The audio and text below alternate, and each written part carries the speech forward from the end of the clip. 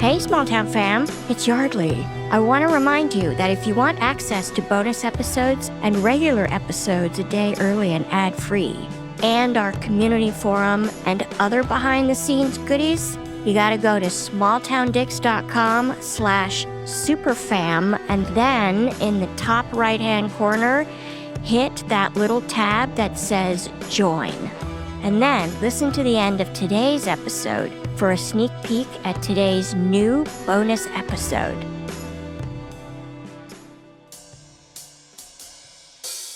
Hey, Small Town fam. It's Yardley. How are you guys? I hope you're all well and ready for a great episode.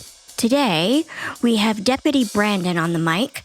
You might remember him from last season, season 14, where he gave us a case we called Bedeviled. This case barrels down the tracks like the proverbial freight train, as the murder suspect is identified fairly quickly. But he's also fairly organized, so he doesn't stay put after the crime is committed and goes to what I'm sure he considers to be great lengths to cover up his involvement. That means Deputy Brandon's investigation goes into hyperdrive, involving multiple agencies across state lines and a witch doctor. Yup, proving the rule that there's no such thing as a run-of-the-mill murder investigation, even when you have an obvious suspect early on. Finally, I want to let you know that this case involves domestic abuse, so please take care when listening. Here is mine. Hi there, I'm Yardley. I'm Dan. I'm Dave. And I'm Paul. And this is Small Town Dicks. Dave and I are identical twins And retired detectives from Small Town, USA. And I'm a veteran cold case investigator who helped catch the Golden State Killer using a revolutionary DNA tool. Between the three of us, we've investigated thousands of crimes, from petty theft to sexual assault, child abuse to murder. Each case we cover is told by the detective who investigated it, offering a rare, personal account of how they solved the crime. Names, places, and certain details have been changed to protect the privacy of victims and their families. And although we're aware that some of our listeners may be familiar with these cases, we ask you to please join us in continuing to protect the true identities of those involved out of respect for what they've been through. Thank you.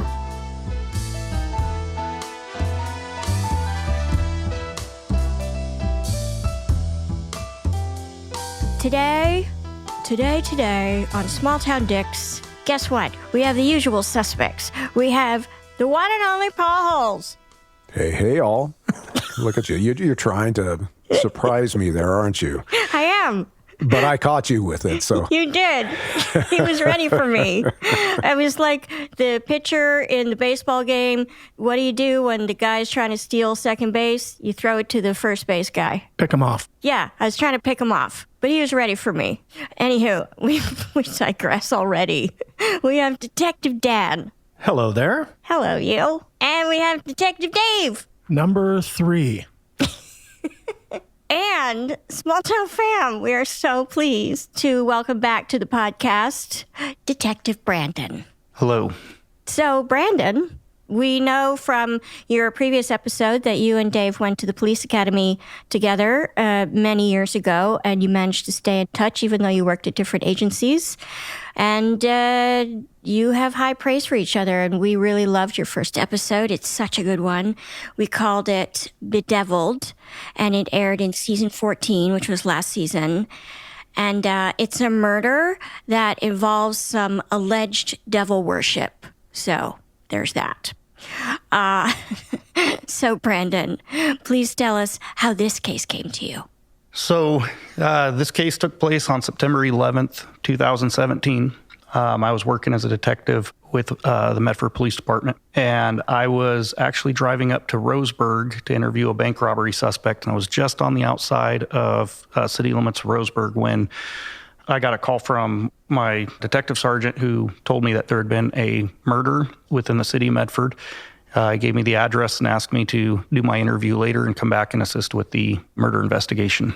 So when I got on scene, detectives had been on scene for about 45 minutes to an hour.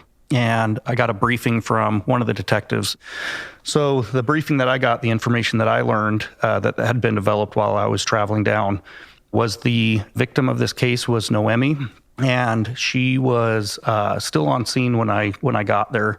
It's a residential neighborhood, middle-class neighborhood.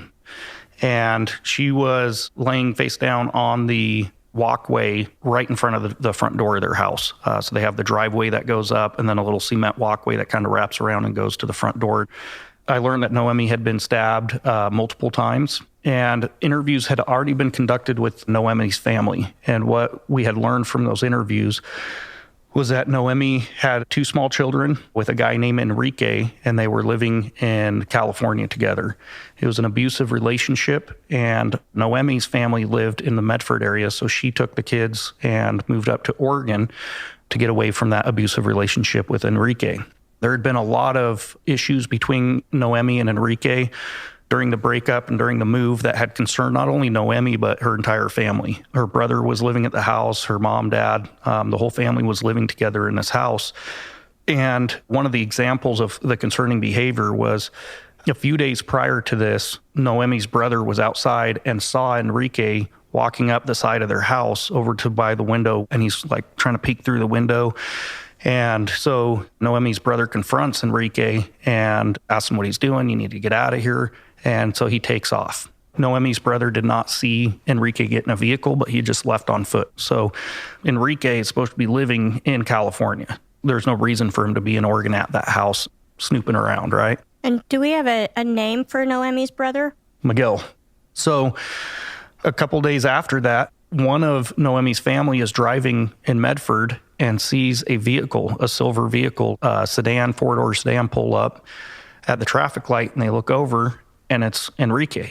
And so they take a quick picture of the car, and then they give Noemi the information and just said, hey, we saw him driving. This is a car he's in. Be on the lookout for him. Because he's in your neighborhood now again, even though Enrique's supposed to be in California. Correct, yeah. So Noemi had a job where she worked a night shift, and she would get off work 6, 7 in the morning and come home and go to sleep and do whatever she's going to do for the day. But she was working from the evening until the following morning was the shift that she worked. And when I got that call at about 6:45 a.m., how this call came into law enforcement was a neighbor was on a walk coming up the sidewalk, and she looked over to the right and sees this woman laying on the ground, and she's not moving, she's not responding.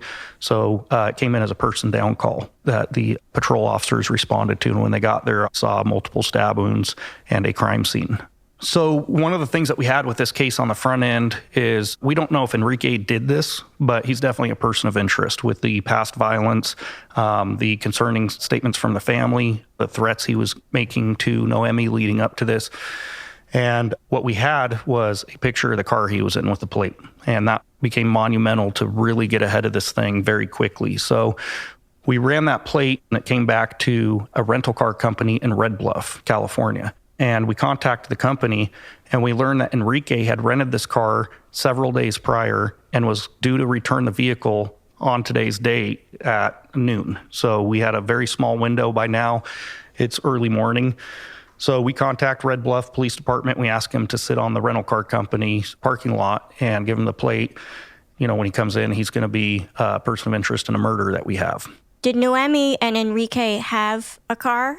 And would Enrique have rented a different car so he wasn't in his own car? So Noemi had her own car. Enrique also had a vehicle, and we don't know why he rented the car. You know, I don't know the condition of his car, if it would have made a several-hour drive, you know, and stuff. But based off my own experiences in investigating cases, if somebody's going to kill somebody, when they're planning it out, they don't want to use things that are going to bring back to them like their own vehicle. Right. And just for relativity's sake, where this crime occurs, how far is it from Red Bluff drive time? Oh, it's about, I'd say 3.5, 4 hours. So we get that squared away with the rental car company. When I got the information during my debrief, I was assigned to do the search warrant on Enrique's phone. So we had his phone number from the family.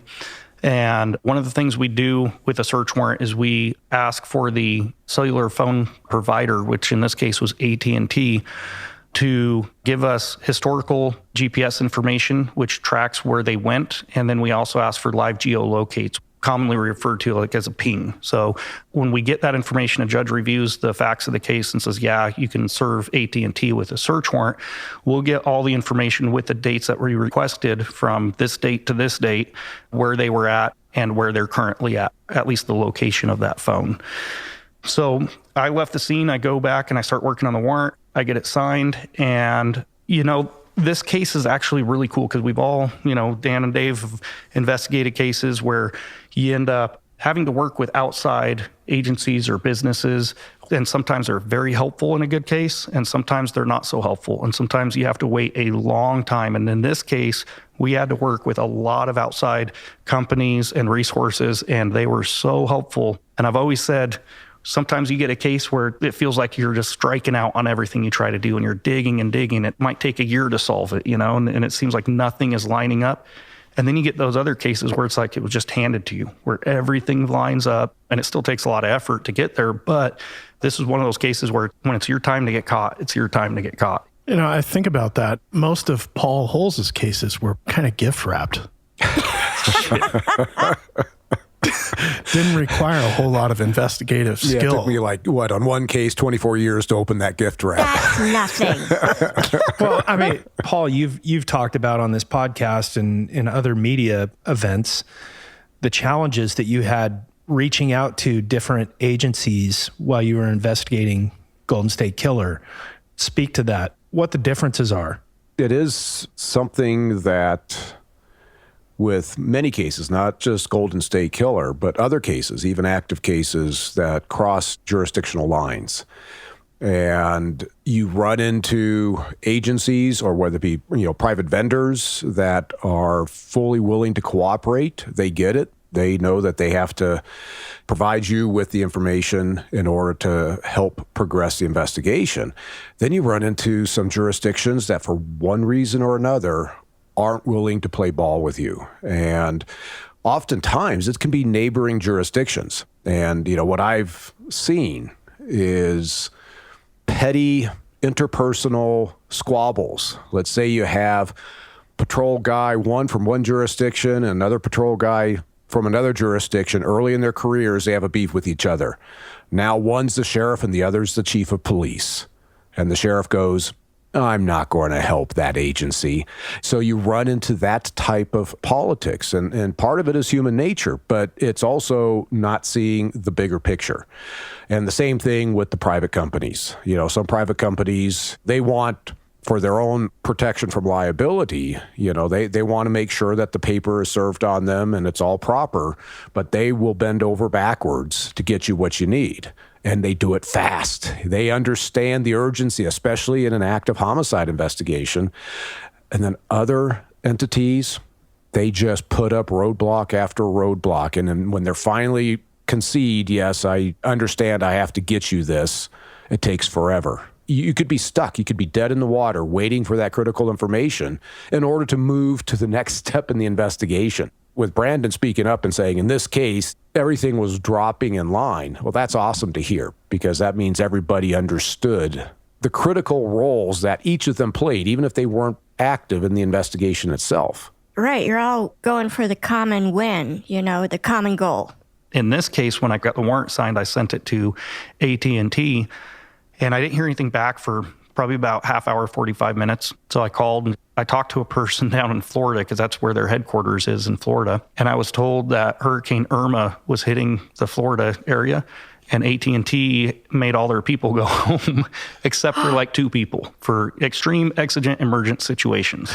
Keep the servers running. Yeah. And when I heard that, I thought, oh no, we're not going to get this for days. And they're like, we can try to transfer you to one of the people, but we don't know if they'll even answer their phone. And I'm like, okay. This lady answers a phone, the employee from AT&T, and I explain the case. Hey, we got this lady that's been stabbed multiple times. We got an outstanding suspect. And she goes, I will have this to you in 10 minutes.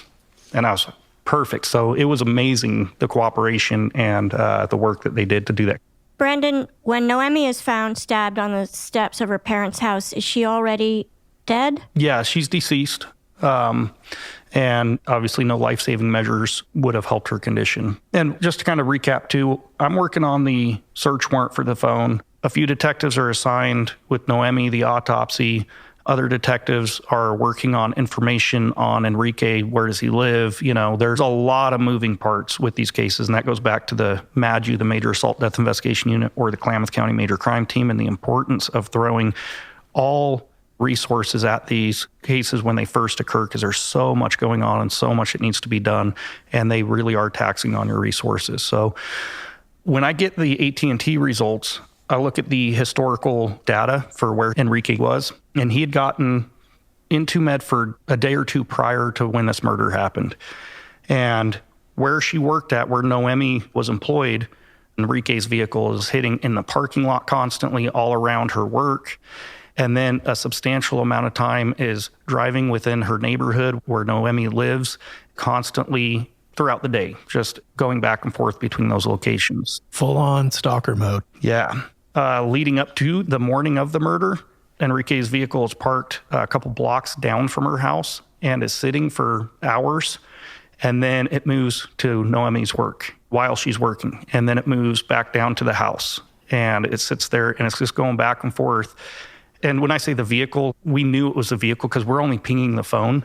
But thank God we live in a time of exterior cameras on residential houses because they're everywhere. I was going to say, you've got detectives on scene and you're going to canvass because you're looking for ring cameras and the like. Absolutely. And we had a plethora of video. So when I say the vehicle's moving, we're comparing it to video surveillance that was seized on residential houses where the vehicle's moving at the same time on these cameras that the ping is moving, around the neighborhood. So we're able to know that it's there.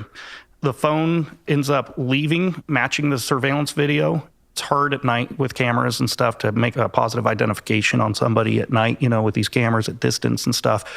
Some surveillance video caught one person getting out of that vehicle, the rental car, and walking up, and then you see him running back and getting in the vehicle, and then the phone is on I-5 heading south. And so at that point, it's like, all right, we got PC for this guy to arrest him.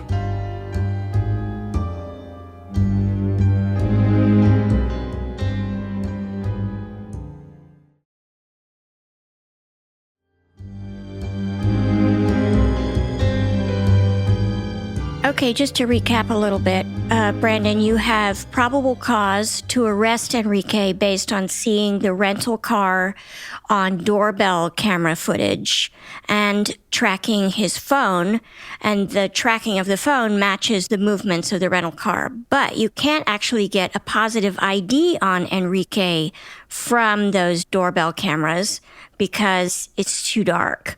All you can see is the outline of the assailant. Right. So we let Red Bluff PD know, and sure enough, Enrique pulls into the Red Bluff parking lot for the rental car, and Red Bluff police officers get out, they take him into custody, and the only statement that he gave when they told him he was under arrest is, "This for what I did in Oregon." And so that's the only statement that he gave during this case, which we'll take that. Wow. That's quite an admission. Quite. And so you guys instruct Red Bluff PD to take Enrique into custody, and also you're going to seize the car. Right. So that's another thing, how these get so taxing is, when we get the call, hey, Red Bluff has him in custody, you might have detectives doing a really important task that are now, the three of us are driving down to Red Bluff, and we're going to do the search warrant for the vehicle, search warrant for Enrique's house, search warrant for Enrique's person. That's a multiple day trip that they're going to stay in Red Bluff for days. It's a huge pain in the ass because now you have to get warrants signed through the court in California where you want to execute these search warrants. So it's just another level of red tape that you're going to have to jump through. It's more complexity to the case. And you're not sworn in California. No, so you're working with those agencies and their detective division. We do it too, and I'm sure you guys have had detectives from all over the place show up at your office and need assistance to further their case with our jurisdiction, Yeah. And this is one thing I do want to touch on when it comes to traveling, because it's kind of a two-part thing I wanted to talk about is a lot of people that have never been in law enforcement think, oh, they caught the guy. Good job. The case is over. And the amount of work to do the investigation, leave no stone unturned, and to truly be that non-biased fact finder of the truth, where you are getting to the bottom of everything, lasts months. It is months and months of work after you put cuffs on the guy. Because if you don't do that and you're like, oh, we have enough, we arrested him, and you leave it at that, when it goes to a trial, your case is going to be torn up because every defense attorney is always going to try to target the work the officer did and the incompetence that was done with it. That's going to be their strategy in most trials, is attack the investigation.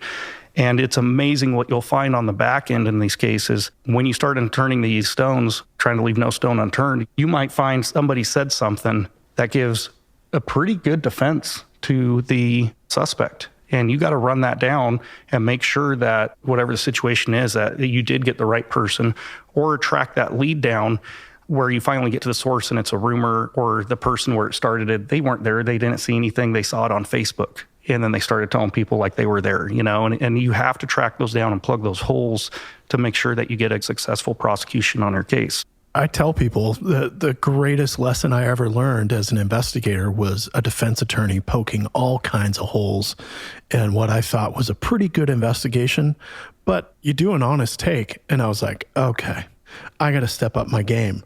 So you start to look at your investigation, like at trial, what's the defense attorney going to ask about me doing this particular task and why I did it and what were other things that I could do? It's all this. We're just trying to raise a little bit of doubt, but I understand why they do it, but it also makes you a better investigator. Absolutely.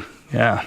Actually, it's refreshing to hear this because, I spent the last almost 4 years of my career over in DA investigations, and I was managing multiple investigative units. And one of the biggest frustrations that DA's offices have are investigators that don't see things the way you guys just talked about, where you're trying to plug holes. Basically, they feel that their job is just to get the case charged up to the DA's office, and then it's the DA investigators' jobs to have to go and flesh that case out and track down all these other holes that are in the case. And it really is, it requires both entities, the local agencies, investigators, as well as the DA investigators in order to do that. But the individuals like yourselves that try to flesh the case out in its totality is so welcomed by the DA's offices, because now the focus is on prosecution and not investigation. Yeah, and you have to do that. And really, even on the small cases that you get, if you do that on the small cases, that's just practice for when you do get the murder or the major crime. You're already used to doing the full meal deal on everything. And you're building your reputation over at the DA's office and among defense attorneys, that they go, oh, this was a know-nothing, C felony, and he still wrote 2 search warrants, checked with all the neighbors, like, this person's thorough. It at least gives the other attorneys that are going to be involved in the process, they go, oh, this guy, he goes the extra mile, he's squared away. That's a good reputation to have. Brandon, just backing up a little bit, you had video surveillance showing the single male leaving the car, and the video surveillance showing this male running back to the car. How long in between those video clips was it, and how many times had Noemi been stabbed? So at this point in the case, we didn't know how many times she'd been stabbed. The autopsy had not occurred yet. And as far as the timing of it, it was early in the morning when she got home. Soon as she pulled up in her driveway, it happened. And the vehicle and the phone was immediately on I-5 after that. So, we had a few hours where we were behind the curve, but we caught it quick enough that when Enrique pulled his rental car into the parking lot, we were able to get him in custody. And that's where the back end work of the historical geolocation really came into being a huge pillar in this case to create the timeline. Because in all cases, you got to create a timeline of events and really have a tight wrap on knowing exactly the time frame. And that's with a lot of cases, because when you interview people and you don't have that good basis of a timeline, it allows for a bunch of lies to come in that you don't know if it's a truth or a lie. But when you have that really tight timeline, you can really pin people in when they're trying to lie to you and get confessions that way by saying, no, you said you were here, but we know you were here at this time. Just going back to the video, you've got presumably Enrique. You've got a male leaving his car caught on a home surveillance system. And then you've got that same male coming back to the car. I guess my question is, did Noemi's assailant Was he lying in wait? Yeah, so he basically gets to the house, and there's a pickup truck parked in the driveway, and he has a blanket, and he's laying in the bed of the truck with the blanket waiting for her to come back. So the assailant was lying in wait for Noemi. And the blanket was found on the edge of their house and had blood on it. And there was blood droplets from where her body position was on the cement, and they were going towards the direction of the corner of the house, and that's where the blanket that had a little bit of blood on it was. And that blanket was originally in the bed of the truck. That's how we kind of put that together. So it was one of the family's truck, and they're like, yeah, that blanket was in the truck. It's now on the side of the house, has blood on it. So we suspected that the assailant had a cut on his finger. Obviously, it could be Noemi's blood that was on his hand that was dripping off his hand. But oftentimes when somebody uses a sharp instrument to stab somebody, especially when there's multiple stabs, the blood gets on the handle of the knife, it becomes slippery, their hand slipping across the blade as they're stabbing, and that becomes really important. The other thing we can do is look at the blood droplet and how it's positioned on the ground and know if it's dropping at a walking pace versus a running pace, because you can see if you have a droplet of blood at 90 degrees and it just drops on the ground, it's going to create a fairly perfect circle.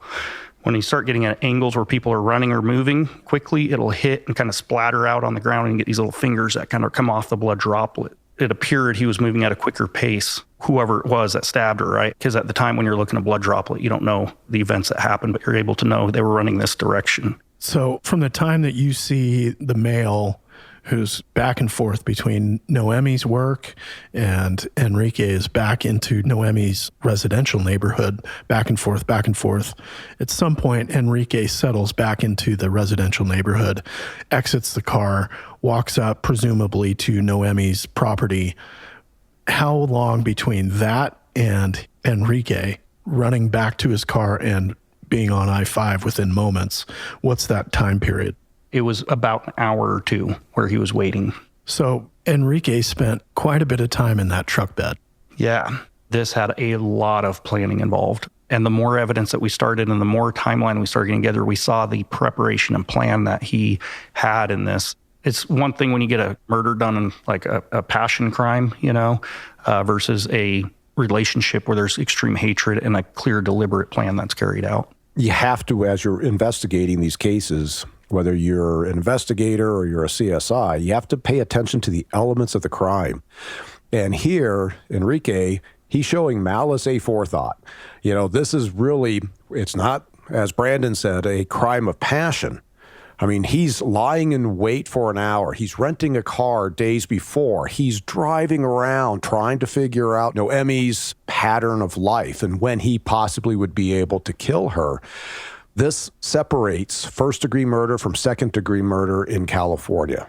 And then potentially you might have some special circumstances that could be stacked on top. So this is critical in terms of what Brandon's doing with the phone is he's establishing, this isn't a crime of passion. This isn't a self-defense case. Enrique is planning this. Absolutely.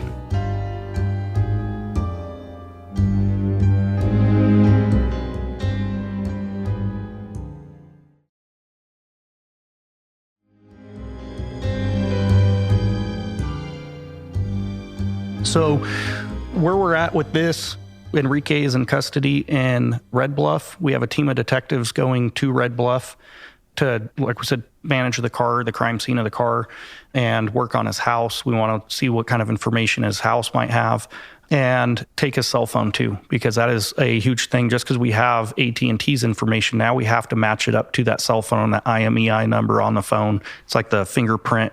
Every phone's different, has a unique print. Now we need to correlate the two pieces of evidence into that. So they're working on that. And when I start looking at the historical cell phone information from AT&T, I see that Enrique drives I-5 all the way down to Anderson, California, gets off the freeway and goes to Walmart in Anderson, California.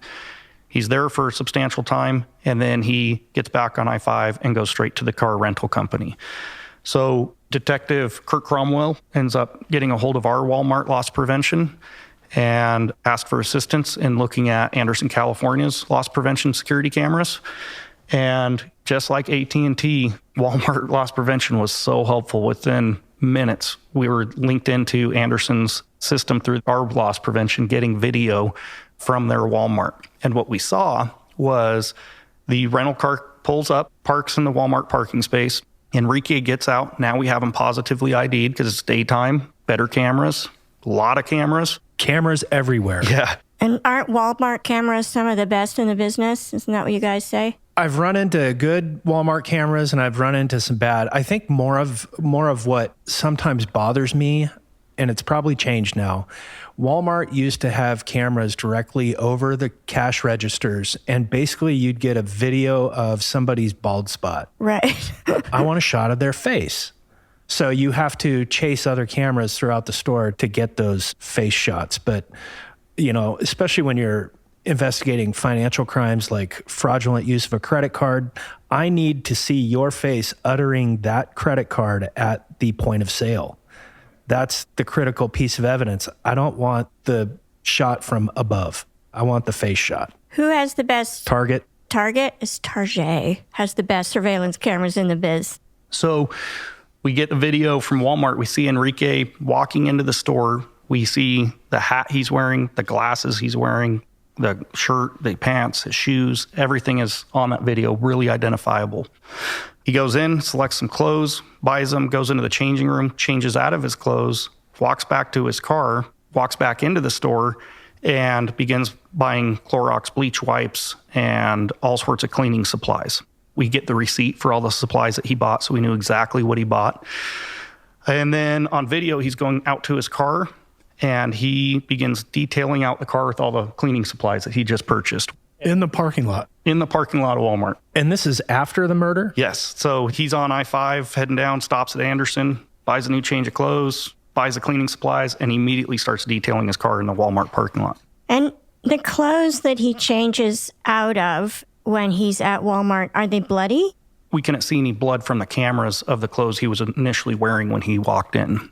Enrique changes in the changing room. Does he take his original clothes back out to the car? Yeah. So they're in a bag. Yeah. And then once he's done cleaning the car, he takes the bags that he had purchased the items in and looks like he's putting the items in those bags.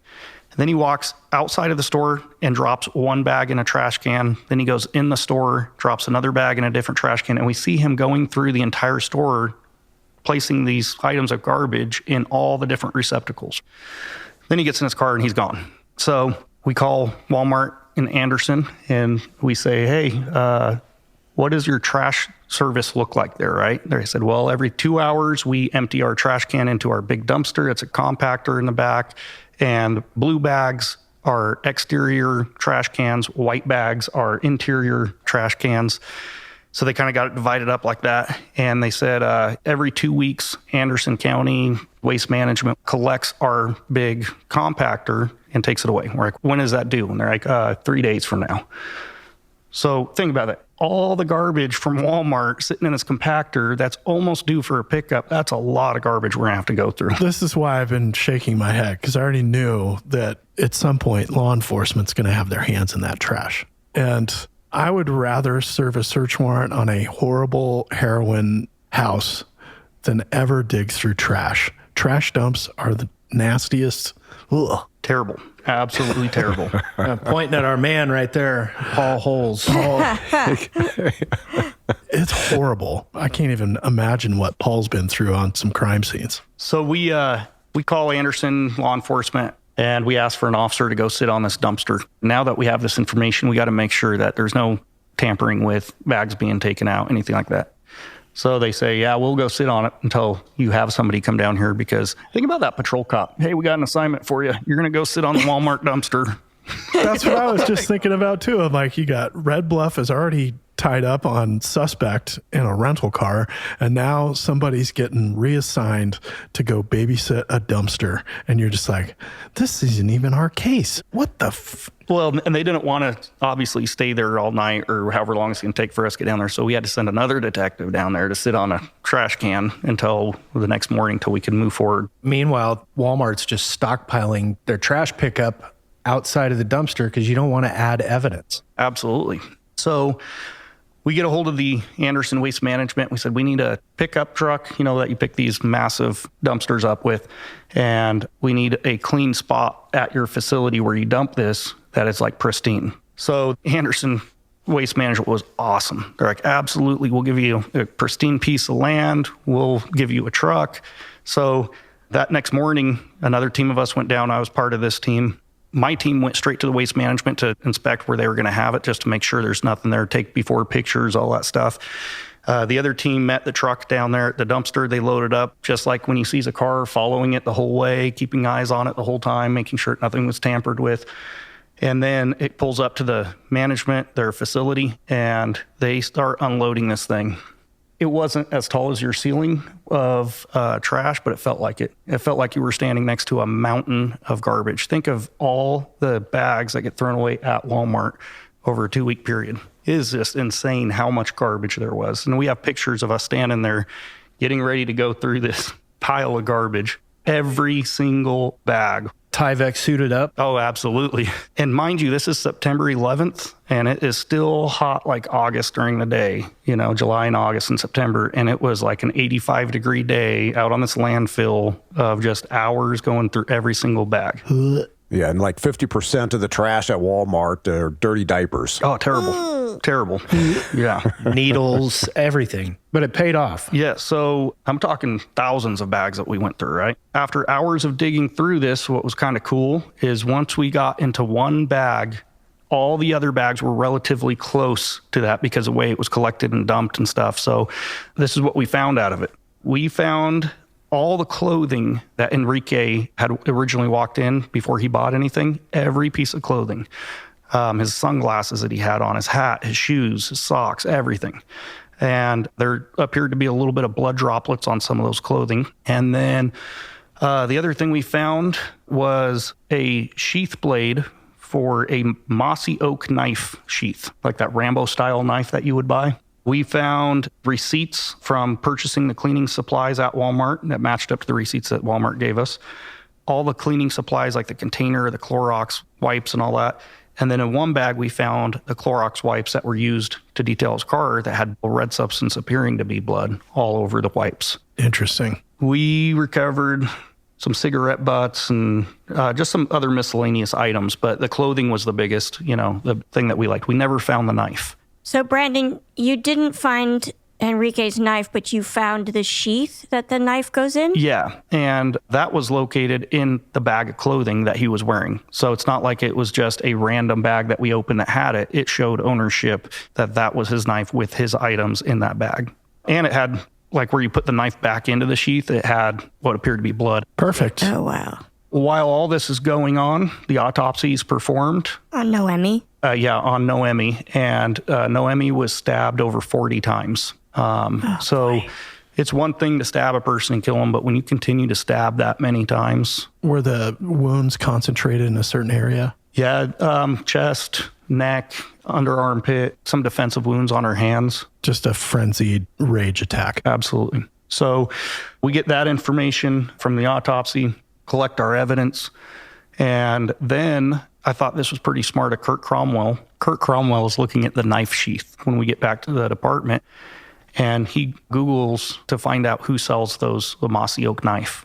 So we get a picture of it on the internet with the sheath, matching sheath, and the only store in our community that sold that was Fred Meyer's. So Kurt goes down to Fred Meyer's and says, hey, how many knives did you sell of these between these dates that Enrique had been in our community? They said, well, we sold 3 of them. So he pulls up the surveillance video, and the night before Enrique killed Noemi, he goes to our Fred Meyer's and buys that knife with a matching sheath and everything. So when you start looking at this with the evidence that followed from the arrest, you have all the surveillance video from the neighborhood where it happened at. You have the vehicle that we seized. We had all of his supplies that Enrique was walking into Walmart with, walking out. And even though we didn't get the knife blade, we got the purchase of the knife, the date and time, and then the sheath blade that was disposed of, and then just his suspicious behavior, dumping everything into the different trash cans and stuff. All this follow-up and corroborating of facts and finding evidence is extremely important. Prior to becoming a detective, there were times where I'd be like, that might be a little bit overkill. Like, why do I need to keep seizing evidence? Why do I need to keep doing this? It all matters because you never know what a suppression hearing is going to exclude from an event or a trial. So it really is just being thorough. And we used to have patrol officers who didn't understand why we would be so thorough when we came out, that why are you taking 300 photos of this death investigation scene? And I'm like, because I ran out of room on my little disc.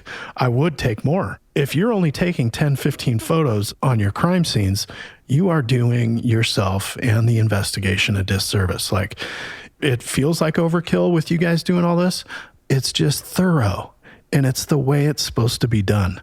And we really want, like, young cops, this is how thorough you need to be. Keep going, keep going. Absolutely. One of the things too, when the detectives were with Enrique doing swabs and all their photographs of him, he did have a cut on his hand, which would be consistent with the way he was holding the knife and his hand slipping across the blade. But Enrique did not provide any statements to us or give anything. We did get his phone though. So on the back end, we ended up applying for a search warrant for his phone to search it. And it's all in Spanish. One of our detectives is bilingual. And he spent a long time, weeks, going through all the text messages. And basically, in substance, what we got from Enrique's cell phone was he is infatuated with Noemi. He's very angry at her. And he's been talking to a South American witch doctor that is giving him, like, hey, I see Noemi with another man. You know, all these are through text messages, emails, all that stuff off his phone. And that's really when Enrique gets that information from this witch doctor in South America, seeing Noemi with another man. That's where his behavior really spools up, with his obsession with her and with his anger towards her. That's when Enrique really loses it. And do you think that's when he formulates a plan to kill Noemi, or is it more impulsive? Yeah, no, those messages with the dates of them and everything was lining up in contrast with the timeline to when he came up to Medford and ended up carrying out his plan. So Enrique gets this heads up from a witch doctor, like, hey, I have visions of Noemi with another man. And within a few days, he's up in Oregon? Yeah. Okay.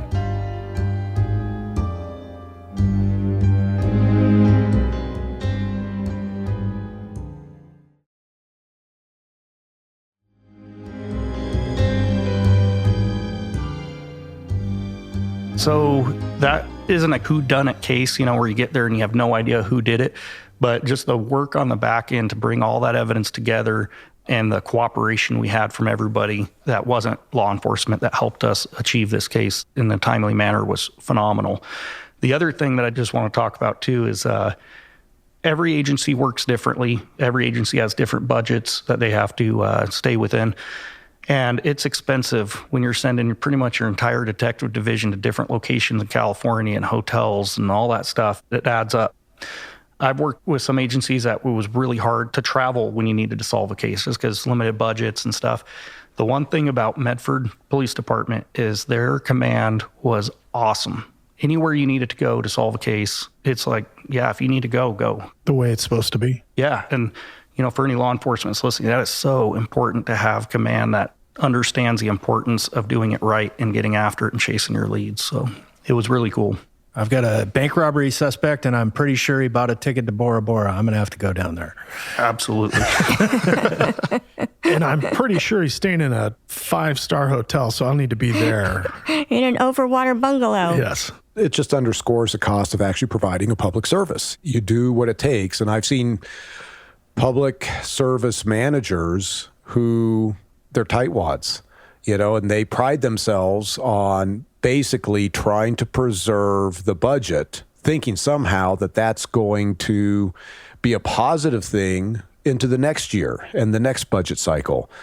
And so that's where you start seeing resources not being applied to cases because it's going to be too expensive. It's going to eat into the appropriation for this particular budget item, whether it be travel or overtime.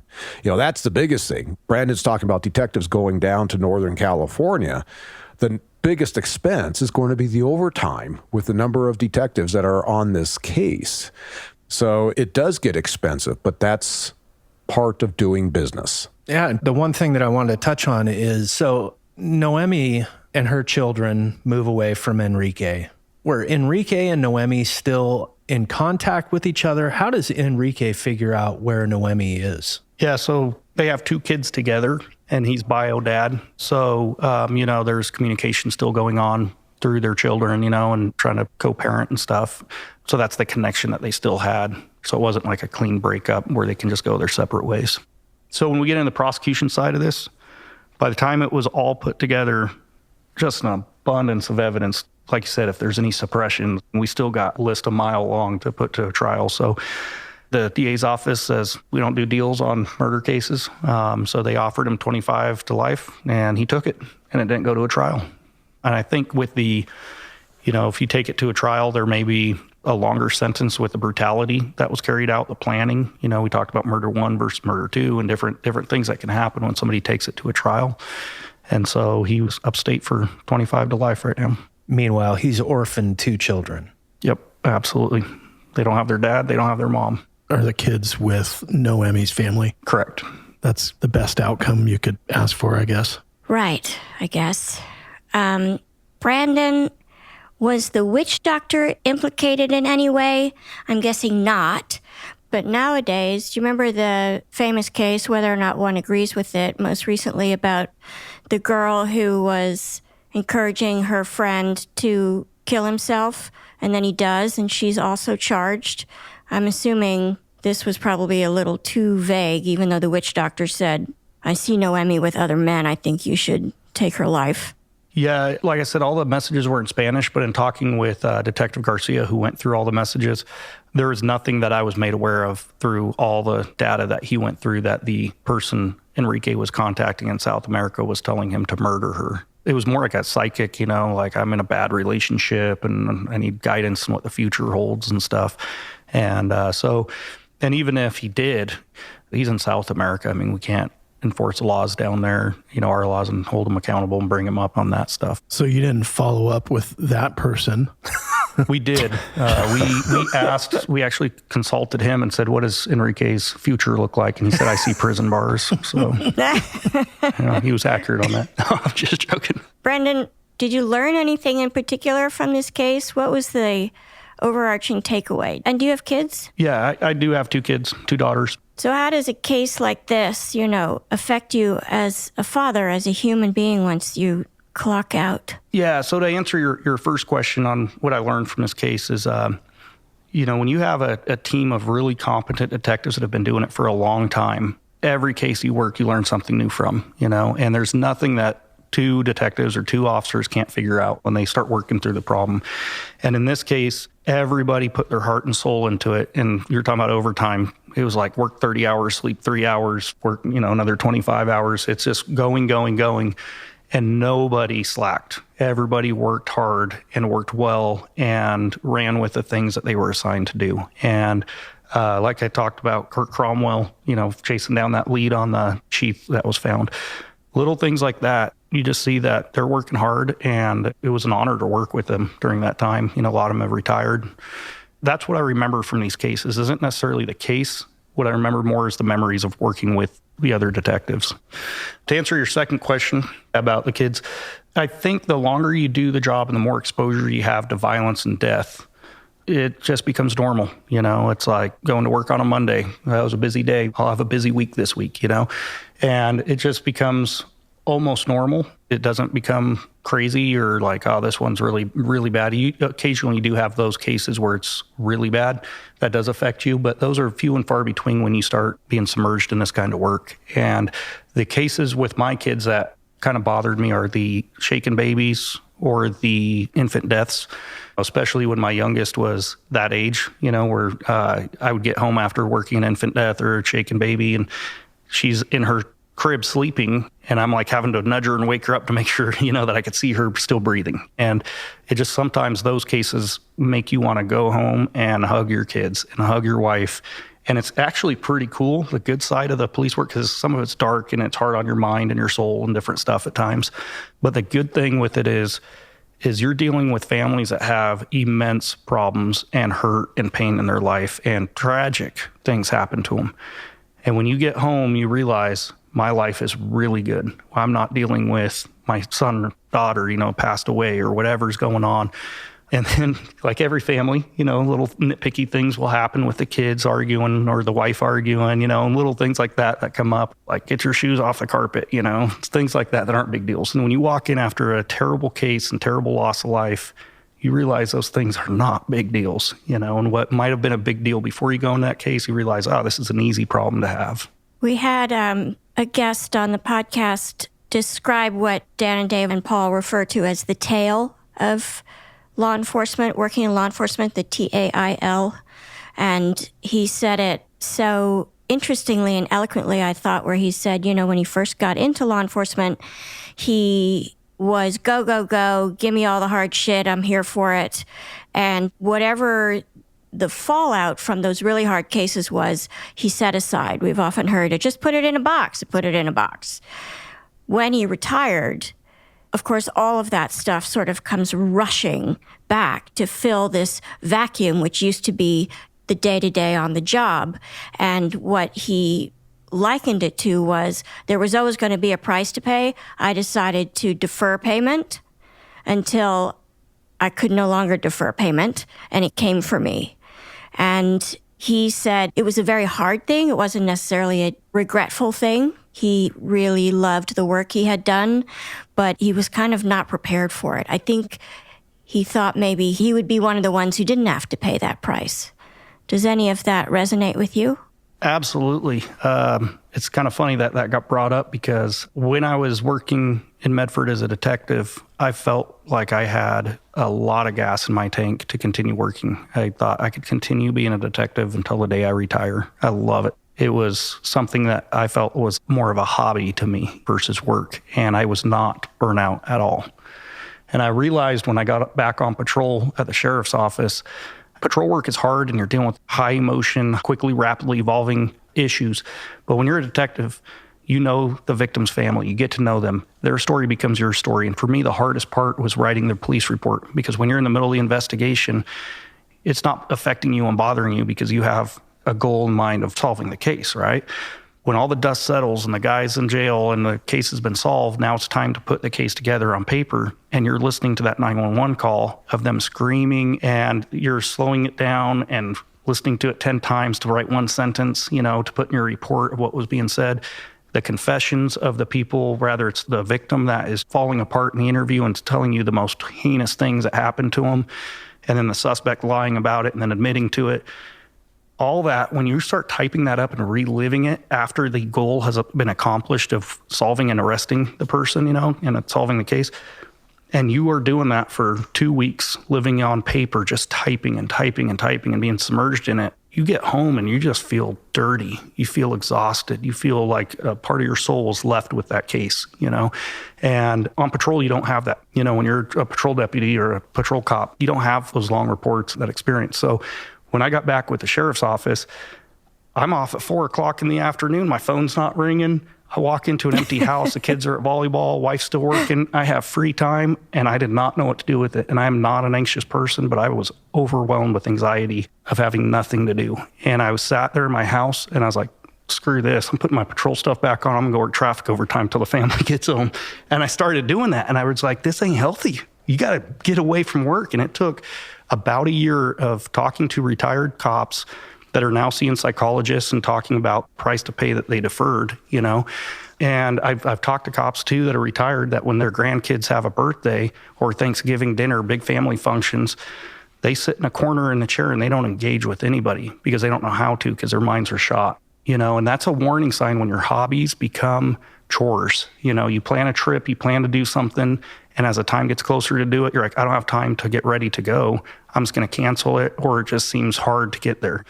Those are warning signs that payment that's going to be the effects of it. And so I've kind of been on this journey the last year of just getting my mind back right, getting healthy, spiritually healthy, mentally healthy. And that's kind of a push that I want to really expose and push towards other cops that are here, because the goal is not to retire. That shouldn't be the goal. The goal should be to retire with a healthy mind. So when you walk out of the doors, you can go enjoy life, your hobbies, your family, and continue life, so you don't have to work years to get to that point after retirement. Well said.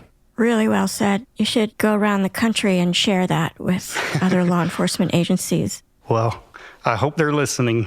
We get a lot of mail from our listeners, which we love, and we get a lot of mail from law enforcement, both who are still in it and retired. And one of the things they really respond to is the candor that you all are willing to share about your experience, what it's like to both still be in it and what it's like to get out of it. Both are complicated. And so appreciate your generosity so much. Well, thank you. Thank you so much for bringing that case to us today. Now we've had 2 cases from you, Brandon. There's a little occult weirdness happening in both of them. That's the only 2 really that I could think of that kind of had witch doctors, Lucifer involved. Perfect. So, small town fam on your bingo card, you can check those 2 boxes. Right? Thank you. Great job, Brandon. Thank you, guys. Great case. Great job. Now for a sneak peek at today's bonus episode. In the history of the justice system of Scotland, Helen McDougall, William Hare, and Margaret Hare are the luckiest serial killers in history because they were caught and they got away with it. To listen to today's bonus episode and access hundreds more, go to smalltowndicks.com/superfam and hit that little join button. Small Town Dicks was created by Detectives Dan and Dave. The podcast is produced by Jessica Halstead and me, Yardley Smith.